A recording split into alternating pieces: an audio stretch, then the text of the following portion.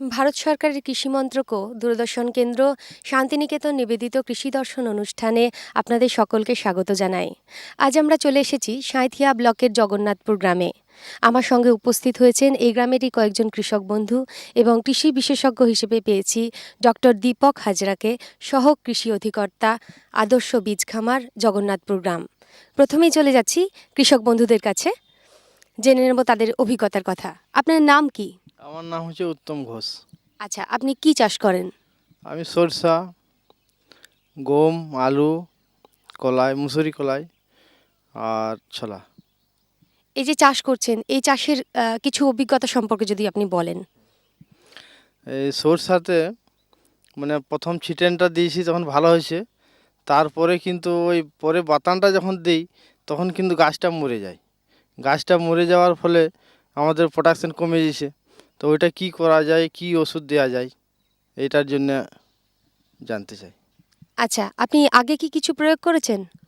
হ্যাঁ, এখন তো সার দিয়েছি আর এই নাইট্রোজেন দিয়েছি, তারপরে এখন কিছু দেওয়া হয়নি। আচ্ছা, ওনার চাষ সংক্রান্ত যে সমস্যার কথা উনি জানালেন, তার সমাধান জেনে নেব আমাদের কৃষি বিশেষজ্ঞের কাছ থেকে।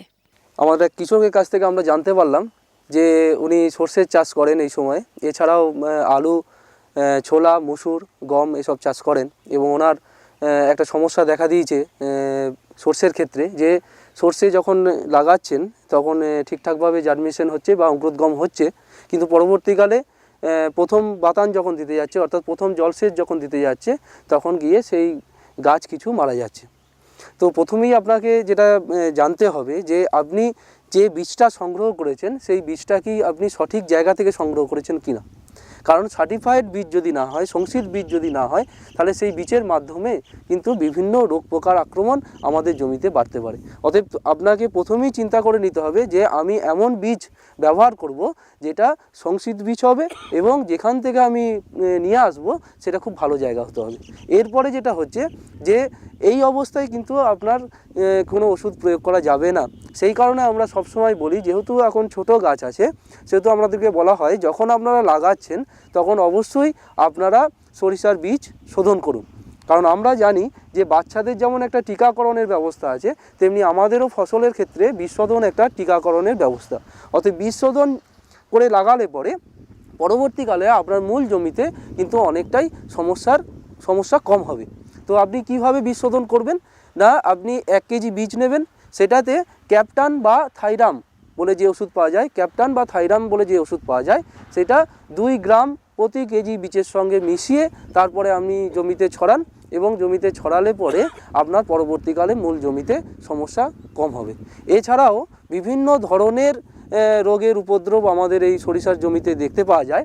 তার মধ্যে প্রধান হচ্ছে ধসা লেগে যাওয়া। ধসা লেগে যাওয়া, সেই ধসা লেগে যায় কেমনভাবে না, আপনি দেখবেন যে নিচের দিকের পাতাগুলো আস্তে আস্তে হলুদ হয়ে যাচ্ছে এবং পরবর্তীকালে জল সে শোষণ করতে পারছে না এবং আস্তে আস্তে গাছটা গোটাটা হলুদ হয়ে মারা যাচ্ছে এবং সেই অঞ্চলটা ফাঁকা হয়ে যাচ্ছে। তো এই যদি ধসা রোগের আক্রমণ হয়, প্রথমেই আপনাকে বলেছি যে আপনাকে বীজ শোধন করতে হবে এবং সঠিক মাত্রায় বীজের পরিমাণটা আপনাকে ব্যবহার করতে হবে। আমরা যেটা বলি যে 1 বিঘে যদি জমি হয়, মোটামুটি 800 থেকে 1 কেজি এই বীজ আপনি প্রয়োগ করুন। বেশি ঘন যদি হয়ে যায় তাহলে কিন্তু আপনার রোগের উপদ্রব বেশি হবে এবং এই ধসা রোগ যদি লাগে তাহলে আপনাকে একটা ওষুধ প্রয়োগ করতে হতে পারে ছত্রাকনাশক, যেটা হচ্ছে আইপ্রোডিয়ন বলে একটা ওষুধ আছে, বা হচ্ছে মেটালাক্সিল প্লাস ব্যাঙ্কোজেব, দুটোর কম্বিনেশন একটা ওষুধ পাওয়া যায় যেটা বাজারে ম্যাটকো নামে পাওয়া যায়। সেই আইপ্রোডিয়ন 1 গ্রাম প্রতি লিটার জলে গুলে, বা হচ্ছে এই মেটালাক্সিল প্লাস ব্যাঙ্কোজেব এটা 2.5 গ্রাম প্রতি লিটার জলে গুলে যদি আপনি স্প্রে করেন এবং 2 থেকে 3 বার 10 থেকে 15 দিন অন্তর অন্তর, তাহলে কিন্তু আপনার এই সমস্যা থেকে কিছুটা হলেও আপনি অব্যাহত পাবেন। কৃষক বন্ধুর যে সমস্যাটি ছিল তার সমাধান আমরা জেনে নিলাম। চলে যাচ্ছি পরবর্তী কৃষক বন্ধুর কাছে। আপনার নাম কি? আমার নাম শান্তিরাম ডোম। আচ্ছা, আপনি কতদিন চাষ করছেন?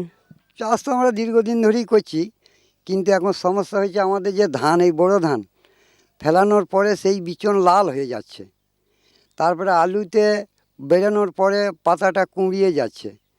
তা তার উপায় কি হবে? আচ্ছা, ওনার যে সমস্যাটির কথা উনি জানালেন, আমরা সেই সমস্যার সমাধান জেনে নেব আমাদের কৃষি বিশেষজ্ঞর কাছ থেকে। আমরা আরেক কৃষক বন্ধুর কাছ থেকে জানতে পারলাম যে উনি আগামী দিনে বোরো ধানের চাষ করবেন। এবং বোরো ধানের চাষ করতে গেলে পরে এখন যে সমস্যাটা উনি বললেন সেটা পুরোপুরি বীজতলার সমস্যা, এবং উনি ঠিকঠাকভাবে বীজতলা তৈরি করতে পারছেন না।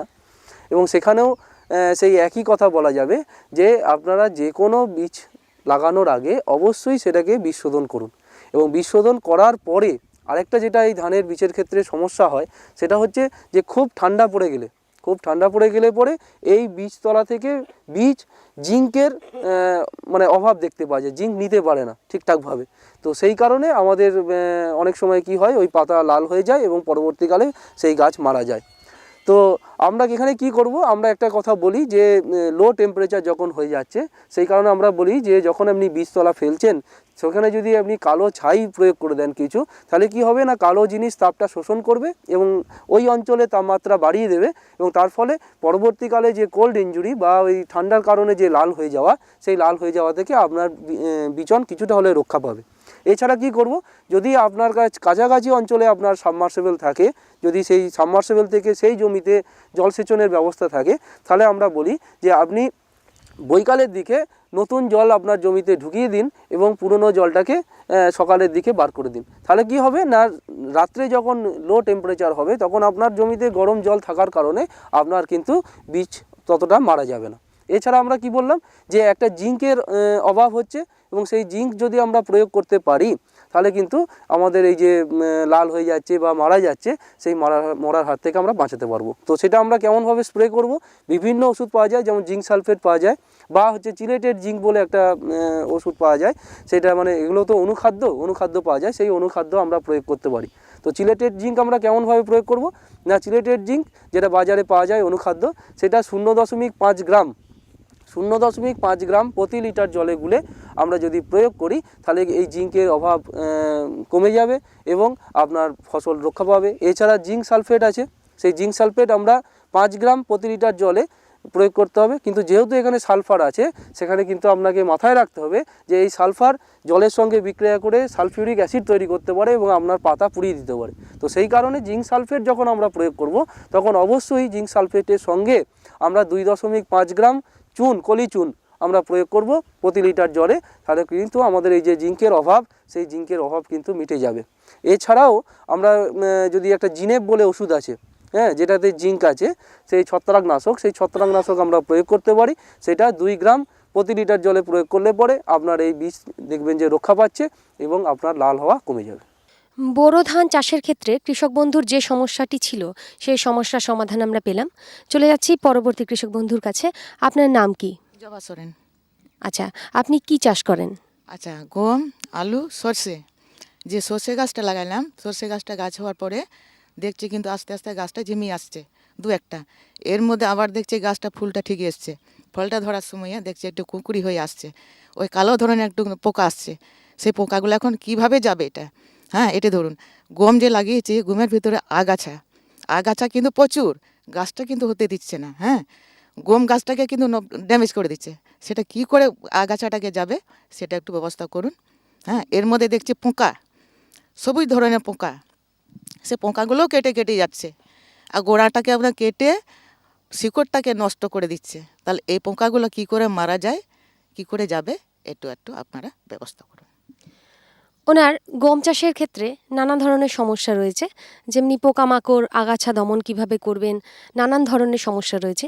তো সেই সকল সমস্যার সমাধান আমরা জেনে নেব আমাদের কৃষি অধিকর্তার কাছ থেকে।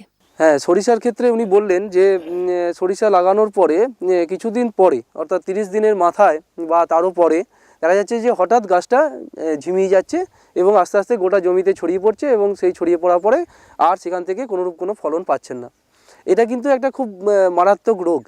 সেটা কী ধরনের রোগ না, এখানে যদি আপনি গাছটাকে তোলেন কিছুদিন পরে, তাহলে দেখা যাবে কি যে গোড়াতে মানে শিকড়ে কিছু গুটি দেখতে পাওয়া যাবে, আলুর মতন গুটি দেখতে পাওয়া যাবে। তো এইটা একটা কিন্তু ছত্রাক ঘটিত রোগ, এবং সেই ছত্রাক ঘটিত রোগ হওয়ার ফলে ও 30 দিনের পরে যখন ফুল আসতে আরম্ভ করেছে, সেই অবস্থায় কিন্তু এটার আক্রমণ হবে, এবং আক্রমণ হলে পরে আপনার কিন্তু গোটা ফসল নষ্ট হয়ে যাওয়ার একটা সম্ভাবনা থাকবে।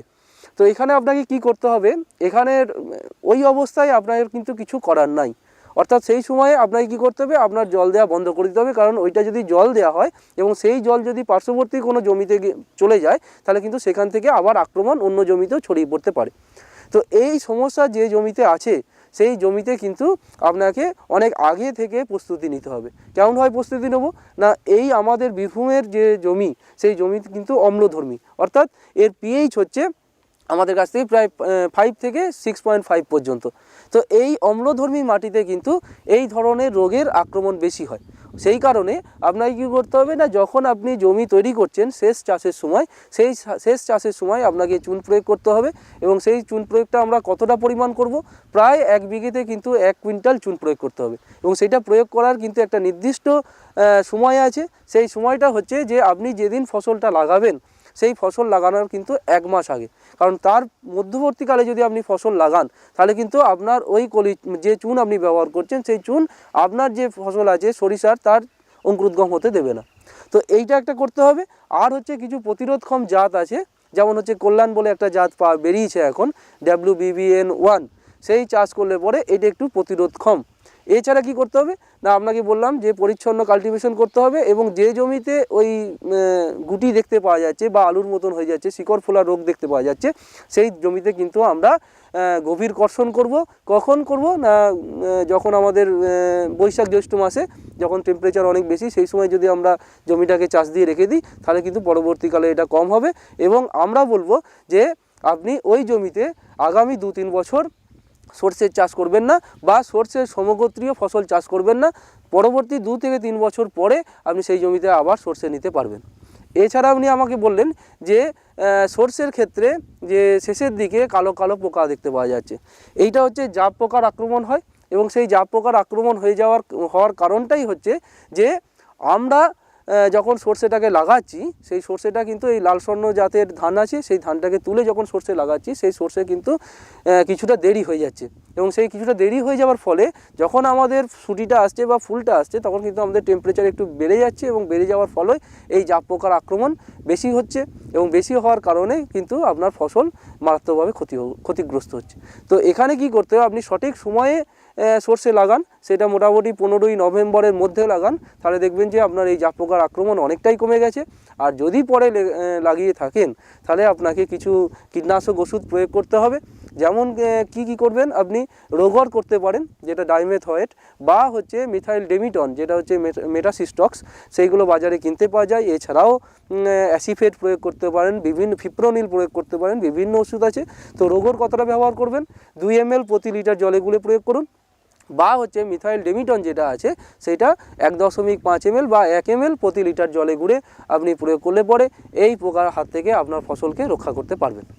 সর্ষে চাষের ক্ষেত্রে যে সমস্যাটি ছিল তার সমাধান আমরা পেলাম। চলে যাচ্ছি পরবর্তী কৃষক বন্ধুর কাছে। আপনার নাম কি? অপূর্ব ঘোষ। আচ্ছা, আপনি কি চাষ করছেন? মুসুরি, গম চাষ করছি। এই যে মুসুরি আর গম চাষ করছেন, এই দুটি চাষের ক্ষেত্রে কি কি সমস্যা রয়েছে যদি খুলে বলেন।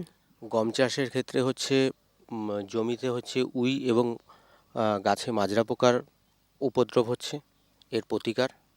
আর মুসুরি চাষের ক্ষেত্রে দেখা যাচ্ছে কুয়াশার পর গাছের পাতাগুলো হচ্ছে প্রথমের দিকে হচ্ছে বাদামি, তারপর আস্তে আস্তে কালচে হয়ে যাচ্ছে, কিছুদিন বাদে দেখা যাচ্ছে গাছটি নুইয়ে পড়ে যাচ্ছে।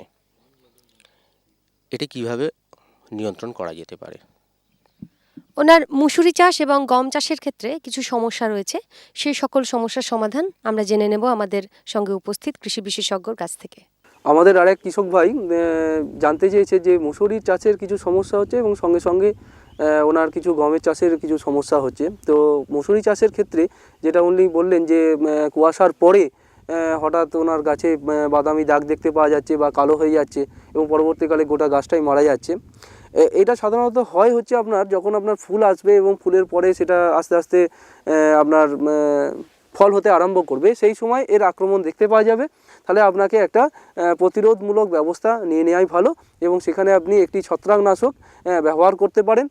তো কি ব্যবহার করবেন না, যেখানে আমরা ক্লোরোথায়োলিন বলে একটা ওষুধ আছে, ক্লোরোথায়োনিল যেটা কবজ বলে পাওয়া যায়, সেই কবজ আপনি প্রয়োগ করতে পারেন। সেটা 2.5 গ্রাম প্রতি লিটার জলে গুলে, বা হচ্ছে আপনার যে কোনো ম্যানকোজেব, যেটা আমাদের খুবই কমন, আমরা আলুতেও প্রয়োগ করি, এই ধরনের ছত্রাকনাশক আপনারা ব্যবহার করতে পারেন এবং সেটা 2.5 গ্রাম প্রতি লিটার জলে গুলে যদি প্রয়োগ করা হয়, তাহলে আমাদের এই মুসুরের যে সমস্যা, সেই মুসুরের সমস্যা থেকে কিছুটা হলেও আমরা রক্ষা করতে পারবো।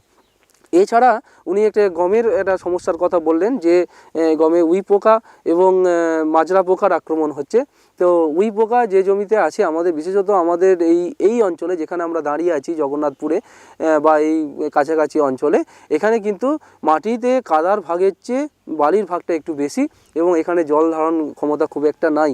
তার ফলে এই অঞ্চলে কিন্তু উইয়ের একটা ভালো রকম উপদ্রব আছে এবং ফসল লাগানোর সঙ্গে সঙ্গেই শুধুমাত্র যে আমাদের গমের ক্ষেত্রেই সমস্যা তা নয়, গমের সঙ্গে ধানের ক্ষেত্রেও সমস্যা আমরা দেখতে পেয়েছি যে যেখানটা ধান উঁচু হয়ে গেছে, জল নাই, সেই সব অঞ্চলে কিন্তু উই পোকার আক্রমণ হচ্ছে। তো আমরা এখানে উই পোকার আক্রমণ যখনই হবে, যে জমিতে উই পোকার আক্রমণ হয় আমরা জানি, সেখানে আমরা ফসল লাগাবার সময়ই কিন্তু আমরা কিছু ব্যবস্থা গ্রহণ করব। তো বিভিন্ন ধরনের যে ডাস্ট আছে, পাউডার পাওয়া যায়, সেই পাউডার আমরা ব্যবহার করতে পারি। কী ধরনের পাউডার ব্যবহার করতে পারি না, আমাদের এখানে লিন্ডেন বলে একটা ওষুধ আছে, সেই ওষুধ আমরা ব্যবহার করতে পারি, বা আমরা ব্যবহার করতে পারি হচ্ছে ক্লোরোপাইরিফস, যেটা আমরা ভালো রকম ব্যবহার করতে পারি। এছাড়া ফিপ্রোনিল বলে একটা ওষুধ আছে, এইগুলো আমরা ব্যবহার করতে পারি। সেটার মধ্যে ক্লোরোপাইরিফস এবং লিন্ডেন, এই যে ওষুধগুলো বলছি, সেই ওষুধ আপনারা বিঘা প্রতি 3 কেজি যখন আমরা শেষ চাষ দিচ্ছেন সেই সময় যদি প্রয়োগ করা হয়, তাহলে কিন্তু আমাদের এই উই পোকার আক্রমণ থেকে আমাদের ফসলকে, যে কোনো ফসলকেই আমরা রক্ষা করতে পারবো। এছাড়া মাজরা পোকার একটা আক্রমণ বললেন যে গম লাগানো হয়ে গেছে, মোটামুটি 25-30 দিন হয়েছে, পাশকাঠি ছাড়ছে বা মুকুট শিকড় দশা পেরিয়ে চলে গেছে, যেটা 21 দিন পরে, তারপরে হঠাৎ মাজরা পোকার আক্রমণ হচ্ছে এবং মাজরা পোকার আক্রমণ হলে পরে মাঝের যে অংশটা, সেই নরম অংশটা ওরা খেয়ে ফেলছে এবং একটা ডেড হার্ট বা সাদা শীষ তৈরি করছে। তো এখানে আপনাকে কিন্তু একটা প্রিকশন নিতে হবে বা ব্যবস্থা নিতে হবে।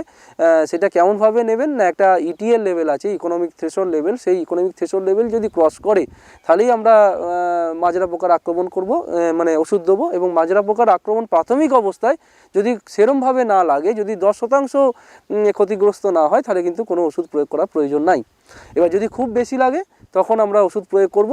বিভিন্ন ধরনের ওষুধ আছে, আমরা অ্যাসিফেট ব্যবহার করতে পারি, যেটা আমরা 0.75 গ্রাম প্রতি লিটার জলে গুলে প্রয়োগ করতে পারি, বা ফিপ্রোনিল যেটা আছে সেটা আমরা ব্যবহার করতে পারি, সেটা 1 ml প্রতি লিটার জলে গুলে ব্যবহার করতে পারি।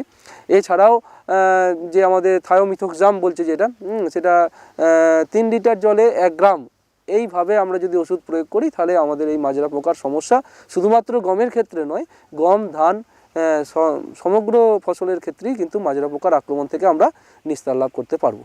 মুসুরি চাষ এবং গম চাষের ক্ষেত্রে যে সমস্যা দেখা দিয়েছিল তার সমাধান আমরা পেলাম। চলে যাচ্ছি পরবর্তী কৃষক বন্ধুর কাছে, জেনে নেব যে তার কি সমস্যা। আপনি কি চাষ করেন? বেগুন, টমেটো আর লঙ্কা গাছে প্রচুর পরিমাণে ফুল ধরছে, কিন্তু লঙ্কা ধরছে না। ওটা পটাশ দিলাম আর আপনার বিষ দিলাম, ওইটা ওই একটা যে পাউডার একটা বিষ দিয়েছিলাম, ওটাতে কোনো কাজ হচ্ছে না। তারপর বেগুন গাছে ওই হাড়ের মধ্যে পোকা লাগিয়েছে, পোকাটা ফাটি বার করলাম, পোকাটা মরে যাচ্ছে। তারপরে আবার দেখছি গাছটা আস্তে আস্তে শুকিয়ে যাচ্ছে। টমেটোর চারা দেখছি আস্তে আস্তে শুকিয়ে যাচ্ছে। ওটা পটাশ সব দিলাম, কোনো কিছু হচ্ছে না। ওটা কী করা যায়, কী জন্য ওর জন্য প্রতিকার চাই? আপনার নাম কি? আমার নাম বাসুদেব ঘোষ। আচ্ছা, ওনার যে সমস্যা, সেই সমস্যার সমাধান আমরা জেনে নেব কৃষি বিশেষজ্ঞর কাছ থেকে। পোকা কি করে না, কাণ্ড ফুটো করে এবং ফলে আক্রমণ করে এবং পরবর্তীকালে আমরা ওটাকে কানা বেগুন যেটাকে বলি, সেই আক্রমণ করছে এবং নষ্ট করে দিচ্ছে।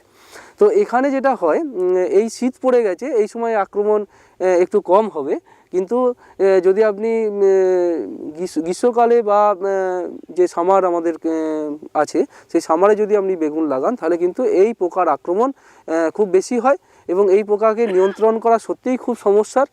এবং এই পোকা প্রাথমিক অবস্থায় যদি লাগে, তাহলে আপনাকে কী করতে হবে, দেখবেন যে ডগার দিকে লাগছে এবং ডগার দিকে ফুটো করে ঢুকে যাচ্ছে।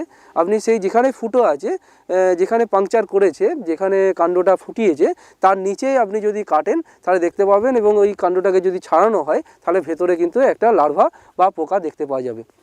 তো এখানে কি করতে হবে, প্রাথমিক অবস্থায় আপনি ওই ডগগুলোকে যদি কেটে দেন বা ওই পোকাগুলোকে যদি সংগ্রহ করে পুড়িয়ে দেন বা মাটিতে পুঁতে দেন, তাহলে কিন্তু কিছুটা হলেও আক্রমণ আপনার কম হবে।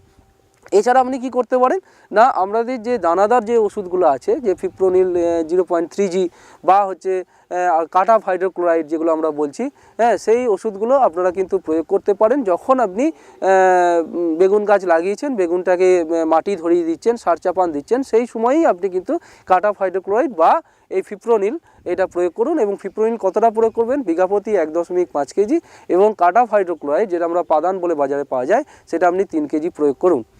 এরপরে কিন্তু কিছুদিন আপনার গাছ ঠিক থাকবে, তারপরে যখন আপনার ফল আসতে আরম্ভ করবে সেই অবস্থায় কিন্তু আবার আক্রমণ হওয়ার সম্ভাবনা থাকে। তো এখানে বাজারে একটা এই যেটা আমরা বলছি ব্রিঞ্জাল ফ্রুট অ্যান্ড ফ্রুট বোরার, এই বোরারের একটা কিন্তু লিওর পাওয়া যায়, অর্থাৎ একটা জৈবিক উপায়ে আমরা এটাকে নিয়ন্ত্রণ করতে পারি। সেই জৈবিক উপায়ে যদি নিয়ন্ত্রণ করা যায় তাহলে কিন্তু আমাদের 100% নিয়ন্ত্রণ হতে পারে। কিন্তু সমস্যা এখানে একটা হচ্ছে যে বাজারে এই ধরনের লিওর এখনও পর্যন্ত সেরমভাবে মানে প্রতুলতা নাই, সেই কারণে চাষিরা পাচ্ছে না। তো যাই হোক, আপনি যদি যখন ফল লাগছে সেই সময় যদি দেখেন যে আক্রমণ হচ্ছে, তাহলে আবার আপনি কাটা হাইড্রোক্লোরাইড বা ফিপ্রোনিল বা অ্যাসিফেট যেগুলো আমরা বলছি, যেগুলো অন্তর্বাহী ওষুধ, সেই ওষুধ আপনি প্রয়োগ করতে পারেন। এছাড়াও কতটা করে আগেই আমরা বলেছি যে অ্যাসিফেট প্রয়োগ করলে পরে 0.75 গ্রাম প্রতি লিটার জলে গুলে, বা হচ্ছে ফিপ্রোনিল 1 ml প্রতি লিটার জলে গুলে, এইভাবে আপনারা প্রয়োগ করতে পারেন। কিন্তু কোনো ওষুধই একটা ওষুধ বারে বারে প্রয়োগ করবেন না, বিভিন্ন ওষুধ ঘুরিয়ে ব্যবহার করুন। এছাড়া এখন একটা ভালো ওষুধ এসছে কোরাজেন বলে বাজারে, খুবই দামি ওষুধ এবং খুব কম পরিমাণে লাগে। তো সেই কোরাজেন যদি ব্যবহার করা যায় তাহলে হয়তো আপনি 15 থেকে 20 দিন এই বেগুনের এই পোকার হাত থেকে আক্রমণের হাত থেকে রক্ষা পাবেন। কিন্তু এখানে একটা সমস্যা আমরা দেখেছি যে বারবার যদি কোরাজেন প্রয়োগ করা যায় তাহলে কিন্তু আপনার বেগুন শক্ত হয়ে যাওয়ার একটা সমস্যা থাকে।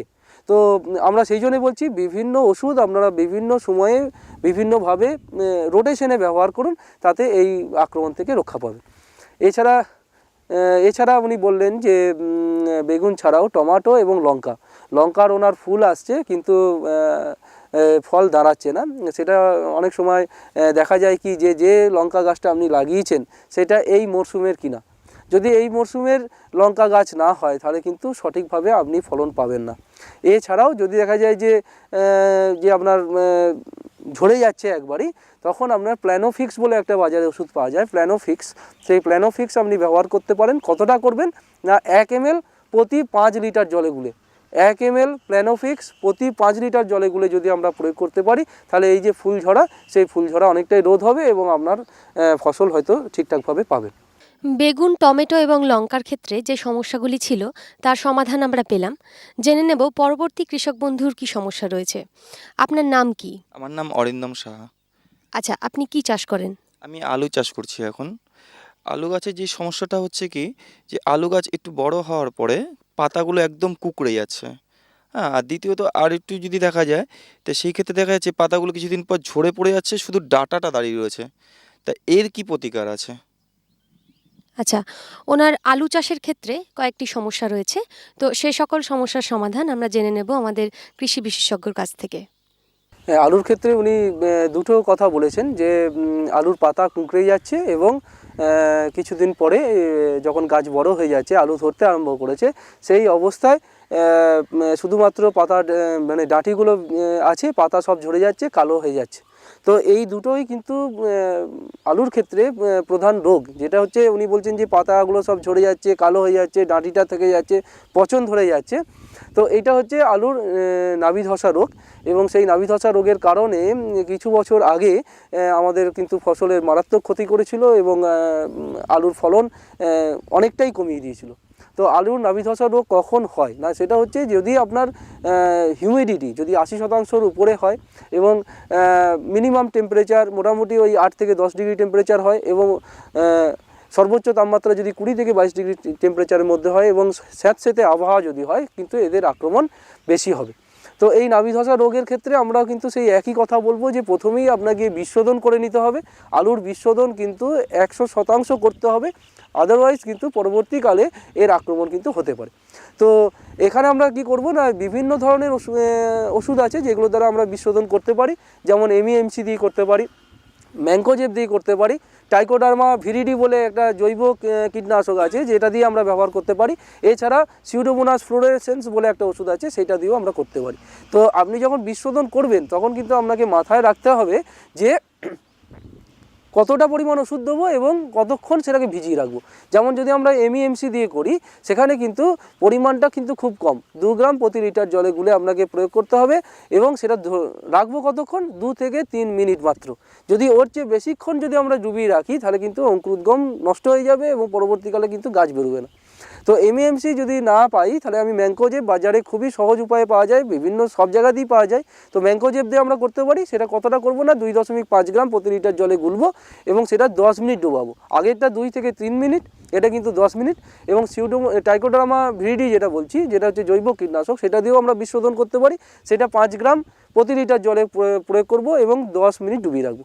তো এছাড়া কি করতে হবে না, আলু অনেকটা পরিমাণ লাগাতে হয়, অর্থাৎ আপনাকে একটা পাত্রেতে নিতে হবে। 50 লিটার জল নিলেন, সেই 50 লিটারের জলে আপনি 1 কুইন্টাল বীজ শোধন করতে পারবেন। এবং এই 10 মিনিট বলছি তো 10 মিনিটই রাখতে হবে এবং যতটা পরিমাণ বলা হচ্ছে সেই পরিমাণটা কিন্তু আপনাকে ঠিকঠাকভাবে মেনটেন করতে হবে।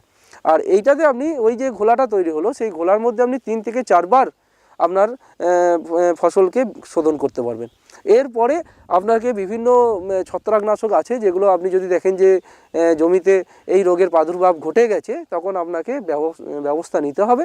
এবং সেটা আমরা কি বলি যে প্রথমেই আপনি ব্লাইটক্স জাতীয় একটা ওষুধ, ব্লাইটক্স বলে একটা ওষুধ আছে, যেটা কপার অক্সিক্লোরাইড, সেটাকে প্রয়োগ করুন। সেটা 4 গ্রাম প্রতি লিটার জলে প্রয়োগ করুন। এরপরে কিন্তু আর কপার অক্সিক্লোরাইড ব্যবহার করবেন না, অন্য ছত্রাকনাশক ব্যবহার করুন, যেটা হচ্ছে ম্যানকোজেব 2.5 গ্রাম প্রতি লিটার জলেগুলো, যেটা ডাইথেন M45 আর ডাইথেন Z78 বলে পাওয়া যায়। এছাড়া বিভিন্ন এখন নতুন ধরনের ওষুধ চলে এসছে বাজারে, যেটা হচ্ছে প্রপিনেব বা মেটিরাম, এই যে ওষুধগুলো আছে এগুলোও আমরা প্রয়োগ করতে পারি। সেটা 3 গ্রাম প্রতি লিটার জলে গুলে। এছাড়া কম্বিনেশন ওষুধ পাওয়া যায়, যেটা হচ্ছে মেটালাক্সিল প্লাস ম্যানকোজেব। এইটাও কিন্তু ভালো ওষুধ, যে মেটালাক্সিল প্লাস ম্যানকোজেব, যেটা ম্যাটকো বলে বাজারে পাওয়া যায়, এটাই 2.5 গ্রাম প্রতি লিটার জলে গুলে আপনি প্রয়োগ করলে পরে আপনার কিন্তু এই যে রোগের প্রাদুর্ভাব, সেটা থেকে কিছুটা হলেও আপনার ফসল রক্ষা পাবে এবং আপনি একটা ভালো ফলন আশা করতে পারেন। এছাড়া বলছেন যে পাতা কুঁকড়ে যায়, তো পাতা কুঁকড়ে যাওয়ার মেন সমস্যাটা হচ্ছে ওটা ভাইরাস ঘটিত রোগ এবং সেই ভাইরাস লেগে গেলে পরে আপনি কিন্তু কোনো মতেই আর সেটাকে কন্ট্রোল করতে পারবেন না। সেই কারণে আগেই আপনাকে ব্যবস্থা নিতে হবে যে বাহক পোকাগুলো আছে, সেই বাহক পোকার দ্বারাই এটা কিন্তু ছড়ায়। সেই বাহক পোকাকে যদি আমরা নিয়ন্ত্রণ করতে পারি তাহলে কিন্তু আমাদের এটা নিয়ন্ত্রিত হবে। তো কেমনভাবে আমরা করবো না, বাহক পোকা প্রধানত যে সাদামাছি বা অ্যাফিড বা জ্যাসিড এদের দ্বারা ছড়ায়। তো যখনই আমরা পাতা কুঁকড়ানো দেখতে আরম্ভ করব, সেই অবস্থাতেই আমরা কিন্তু ওই বাহক পোকা মারার জন্য ওষুধ প্রয়োগ করব। সেটা আমরা আগেই বলেছি যে মিথাইল ডেমিটন ব্যবহার করতে পারি বা রোগর ব্যবহার করতে পারি। সেটা 2 ml প্রতি লিটার জলে গুলে যদি আমরা করতে পারি তাহলে কিন্তু আমাদের এই যে পাতা কুঁকড়ে যাওয়া, সেই পাতা কুঁকড়ে যাওয়ার হাত থেকে আমরা রক্ষা পাবো। আমরা এতক্ষণ জগন্নাথপুর গ্রামের কৃষক বন্ধুদের নানান ধরনের সমস্যার কথা জানলাম এবং সেই সকল সমস্যার সমাধান দিলেন আমাদের সঙ্গে উপস্থিত কৃষি বিশেষজ্ঞ। আমাদের এই অনুষ্ঠানে উপস্থিত থাকার জন্য আপনাদেরকে অসংখ্য ধন্যবাদ। আর আপনাদেরও যদি এই ধরনেরই কিছু সমস্যা থেকে থাকে তাহলে আশা করছি আমাদের এই আলোচনা থেকে আপনারা অবশ্যই উপকৃত হয়েছেন।